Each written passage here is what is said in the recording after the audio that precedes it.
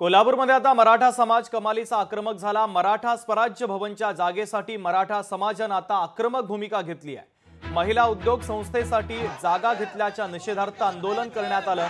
विश्व पंढरी समोर असलेल्या जागेवर आता डिजिटल बोर्ड लावण्यात आला। सकल मराठा समाजाने हा डिजिटल बोर्ड या ठिकाणी लावलेला आहे।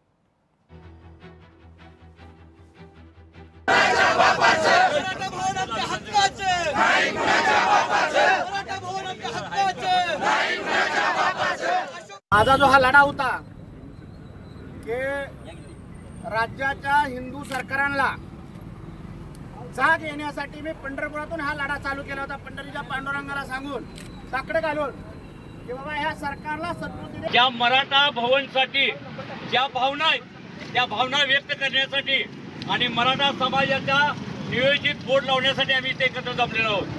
2014 साली जो काय आपण मराठा भवनसाठी प्रस्ताव दिलेला होता त्यामुळं या ठिकाणी आज गेल्या 11 वर्षामध्ये या जिल्ह्यामध्ये 50% पेक्षा जास्त मराठा समाज आहे आणि ही मराठ्यांची राजधानी आहे।